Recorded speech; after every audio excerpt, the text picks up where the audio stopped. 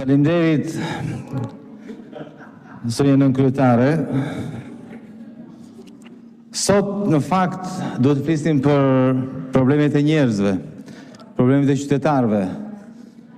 Por është folur 4 orë në këtë parlament dhe nuk u tha një gjysmë fjale për një ngjarje shumë të rëndë që ka pushtuar mediat, që ka të bëjë në fakt me një çështje që ka prekur pjesën më të madhe të qytetarëve shqiptar. Dhe kjo ka ndodhur sidomos fal pushtetarëve dhe politikanëve të korruptuar. Tani, kjo këtu është një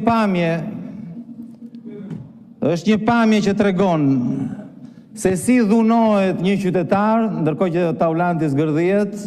Taulant, e ke parë të grushtin Taulant? Ky djali që rajnë këtu Taulant me grushta, ky djali që rajnë me grushta, është ky këtu, është një 19 vjeçar. Është një 19 vjeçar. Është një 19 vjeçar që mbron pronën e vet, ku ka lindur, ku ka jetuar, ku është rritur. E mbron, ndërkohë që ju ja keni vjedhur. 150 hektar i keni marrë gjithë fshatit. Ja ka marrë ish drejtori hipotekës Taulant. Ish drejtori hipotekës. Pasi keni vjedhur pronën, tani po i dhunoni. E di me kë ja ka marrë Taulant? Ja ka marrë me atë që Taulant, që Belinda Balluku përmendte në përgjim dhe thoshte, i kemi bërë nderin e jetës, i kemi dhënë rrugën Thuman Kashar, 1.3 miliard.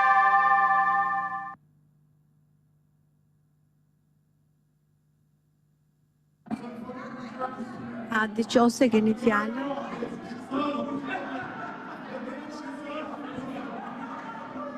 Kudo?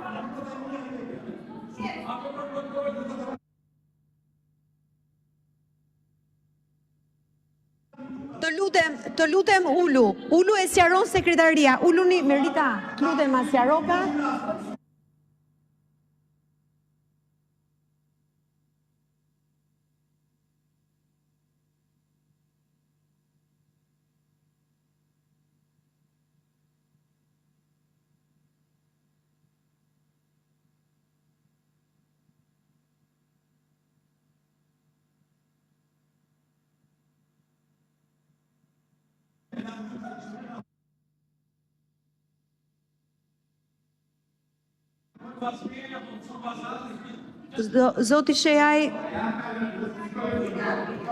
Zoti Shehaj, vazhdoni edhe 2 minuta.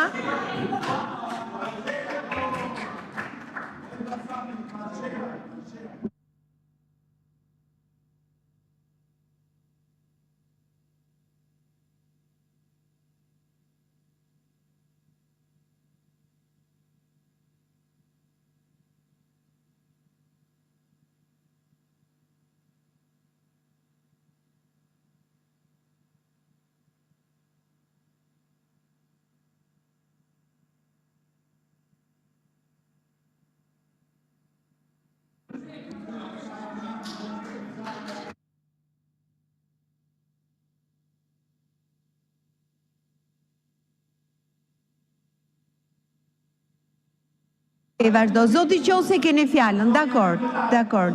Zoti Qose keni fjallën. Ka qytetar që po dhunohen nga policia e shtetit, nga policia private. Adi Qose keni fjallën, ju lutem. Dhe vini këtu e bëni teatr. Duhet ju vit tur. E kuptoni apo jo? Duhet ju vit tur. Ndërkohë që këta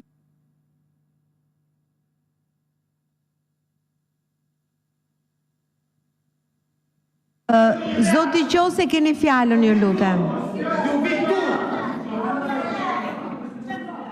Po i mishin keni vjedhur pronën. Po dhe po i dhuron. Nuk i ke parë video.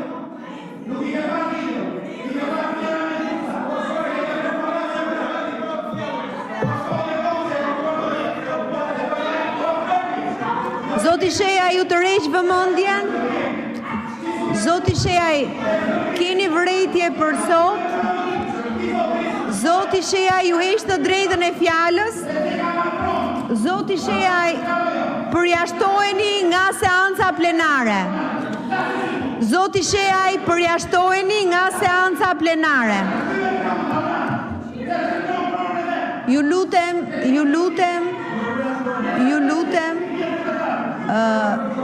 Zoti Shejaj, jeni përjashtuar nga seanca plenare. Zoti qose më keni fjalë.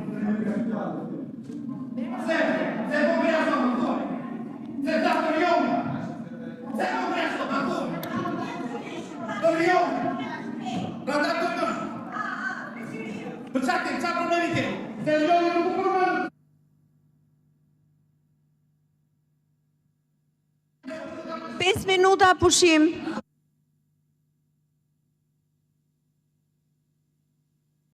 Zoti Shejaj, ju bëj thirrje edhe një herë të largoheni se në bazë të nenit 65 jeni përjashtuar nga seanca plenare. Lini sallën, ju lutem. Jo, nuk ka për procedurë, lini sallën. Nuk ka për procedurë, lini sallën.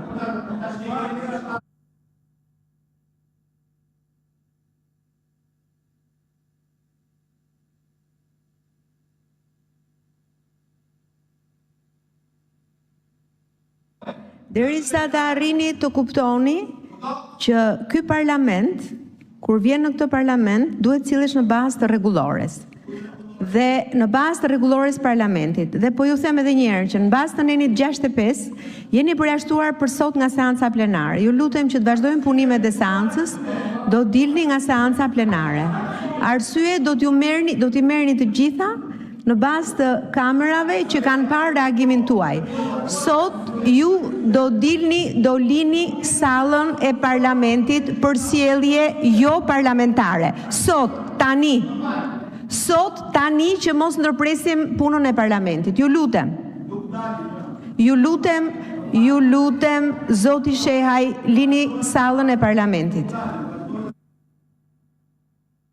Atëherë, seanca plenare mbyllet këtu, diskutimet vazhdojnë në seancën e ardhshme. Natën e mirë, do njoftoheni për zhvillimin e seancës së ardhshme.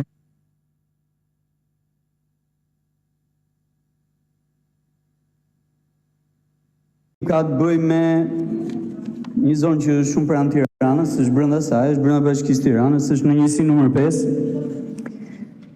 është Elita, e cila ka një aks të qartë qendror që fillon në unazën e madhe të Tiranës edhe që e përshkon mes për mes dhe del Matan Kodrës Diellit. Shqetësimi lidhet me një rrugë që ka 2 vjet që ka filluar e që do duhej që të përfundonte. Në fakt, rruga nuk ka përfunduar dhe në këtë pikë mirë është bërë, sepse një tjetër kompani shtetërore, OST, kanë plan të ndërtoj linjën ajrore me qark 2 fisht Tirana 2 Rashbull dhe unazën 110 kV të Tiranës.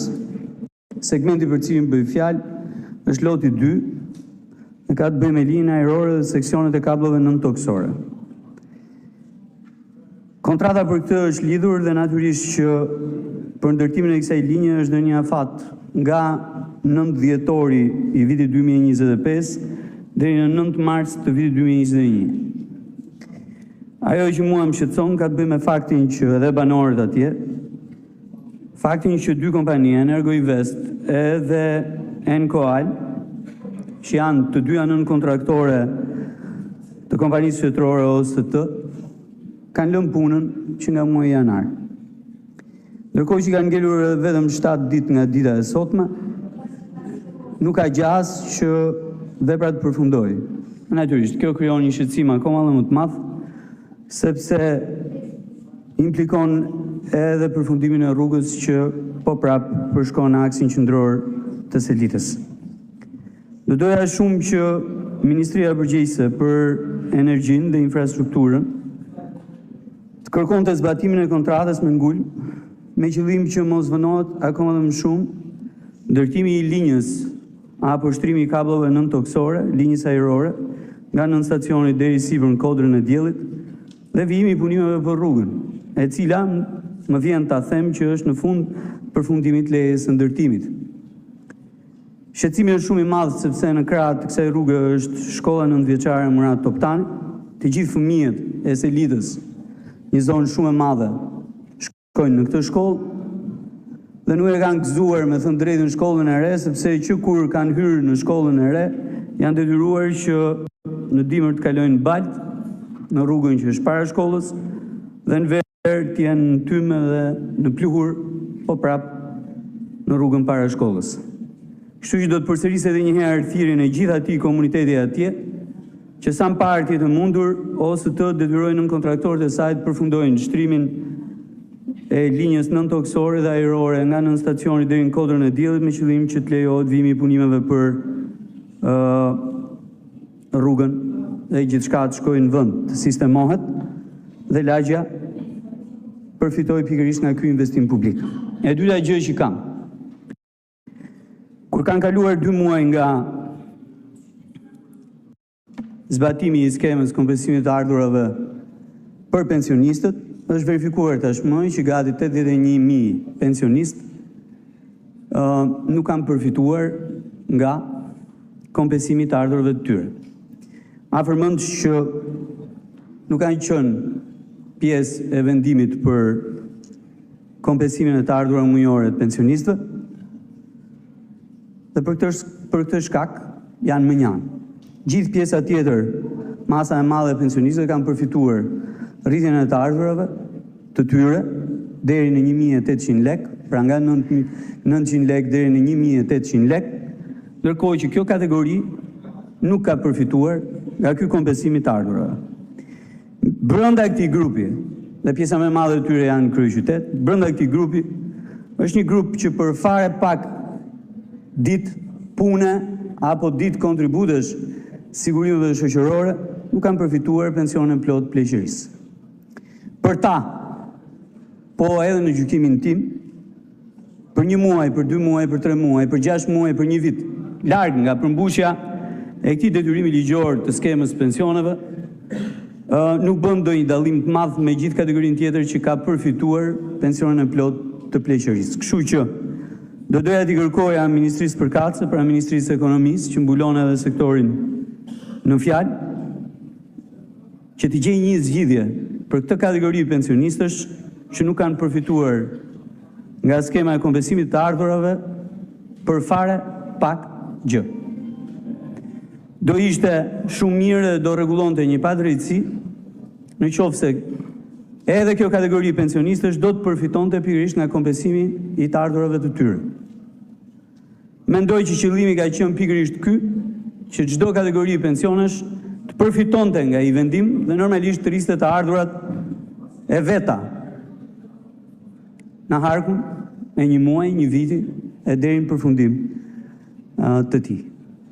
Kështu do të ishte krejt normale që një zgjidhje e re t'i propozoj qeverisë, parlamentit, për gjetur edhe këta të ardhurat mjaftueshme për të kompensuar pensionet e tyre. Faleminderit. Faleminderit zoti Braçe, fjalën e ka zoti Eno Bozdo. 5 minuta.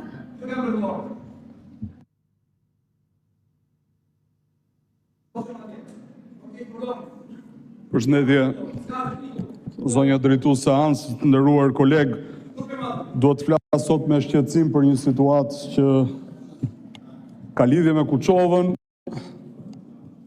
me shqetësimet e drejta të banorëve të saj